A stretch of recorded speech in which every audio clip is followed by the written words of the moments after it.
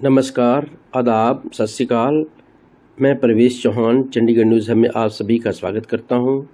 आज 16 अप्रैल 2025 doctor R.K. Jaswal Fortis hospital ने आज एक प्रेस कॉन्फ्रेंस की, जिसमें उन्होंने बताया कि उन्होंने 88 वर्षीय बुजुर्ग के दिल की कई नसों में ब्लॉकेज का लेजर और कोरोनरी एंजियोप्लास्टी से सफलतापूर्वक इलाज किया।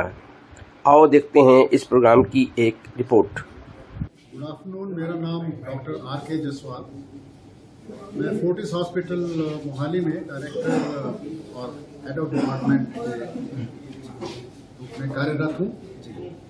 और जैसा कि आप जानते हैं कि non surgical treatment heart disease का, जैसे कि बाईपास में हम पूरा चेस्ट ओपन करके करते हैं, और इंटरवेंशंस में हम बिना चीर फाड़ के जो है हार्ट की नाड़ियों का इलाज करते हैं, जिसे हम एंजियोप्लास्टी स्टेंटिंग कहते हैं। इस तकनीक में पिछले 30 सालों में बहुत सारी डेवलपमेंट्स हुई हैं और इनोवेशंस हुई हैं, एडवांस थेरेपी ऑप्शंस आई हैं, जैसे रोनाब्लेशन है, इंट्रावास्कुलर लिथोट्रिप्सी है, कटिंग बैलून्स है, थ्रोम्बोसक्शन है, सुपीरियर टेक्निक्स हैं जैसे बाइफरकेशन स्टेंटिंग की टेक्निक्स हैं। लेकिन फिर भी कुछ इसमें एरियाज ऐसे थे जिसमें कि एंजियोप्लास्टी में प्रॉब्लम्स आती थी या इवन कई बार बाईपास ही फेल होता था।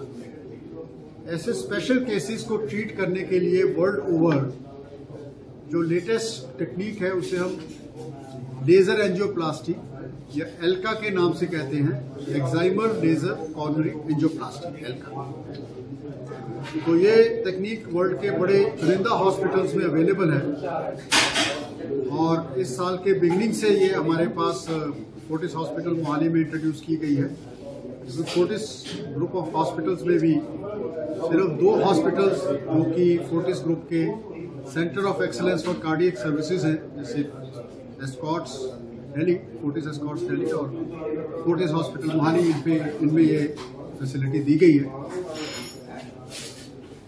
तो खास करके जैसे हार्ट अटैक के पेशेंट्स हैं, यंग हार्ट अटैक के पेशेंट्स जिनमें कि काफ़ी क्लॉट बना होता है, उसमें इस टेक्निक को इस्तेमाल किया जाता है। नॉर्मल एंजियोप्लास्टी में बड़ी हाई प्रेशर बैलून डायलिटेशन से प्लास्टिक डिफॉर्मेशन किया जाता है ब्लॉक का, जिसके छोटे छोटे पीसेस जाके या क्लॉट के पीसेस जाके आगे छोटी नाड़ियों को बंद कर सकते हैं, जिसे हम नो रीफ्लो फिनोमेना कहते हैं। सिमिलरली क्लॉट बनाने के रिस्क को भी बढ़ाते हैं, जबकि लेजर एंजियोप्लास्टी जो है ये ब्लॉक मटेरियल को और क्लॉट को वेपर्स में तब्दील कर देती है बाय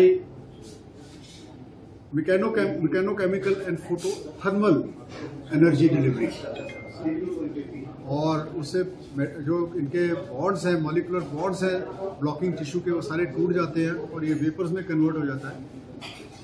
इसीलिए कहा जाता है कि ब्लॉकेजेस को लेजर एंजियोप्लास्टी जो एनिहिलेट्स कर देती है, एनिहिलेट्स मीन्स लीविंग नथिंग बिहाइंड।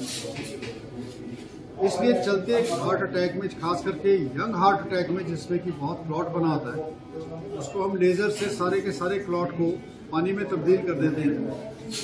और यंगर पीपल में खास करके कई पेशेंट्स जो हैं उनको लेजर ट्रीटमेंट के बाद इवन स्टेंट की भी जरूरत नहीं पड़ती। 3 मेजर ट्रायल्स हैं, जैसे कार्मल ट्रायल है, लामी ट्रायल है, अल्ट्रामैन ट्रायल है। इसमें क्लिनिकली प्रूवन हो चुका है कि लेजर एंजियोप्लास्टी जो चलते हार्ट अटैक में कॉम्प्लिकेशन रेट्स को 8.2% मेजर रिस्क को कम कर। सिमिलरली 1 से 2% लोगों में स्टेंट डालने के बाद भी उसमें क्लॉट बनता है, जिसे हम स्टेंट थ्रोम्बोसिस कहते हैं, और ये एक पोटेंशियली लीथल प्रॉब्लम है। स्टेंट थ्रोम्बोसिस डेंजरस माना जाता है बिकॉज बहुत सारे पेशेंट इसके हॉस्पिटल पहुंचते ही नहीं है। ऐसे पेशेंट्स में भी उस क्लॉट को जो स्टेंट के अंदर बना है इमीडिएटली आप लेजर के थ्रू इवेपोरेट कर सकते हैं, और उसमें इसकी यूजफुलनेस जो है वो क्लिनिकली प्रूवन है।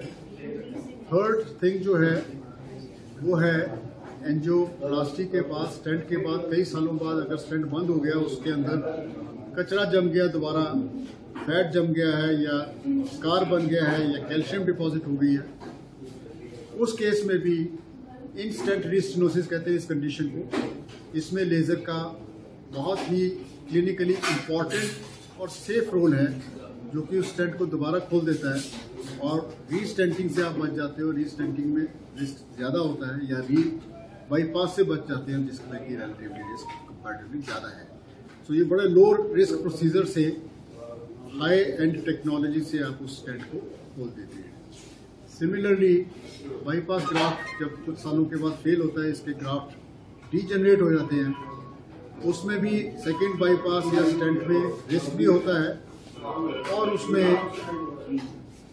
आउटकम्स भी अच्छे नहीं होते।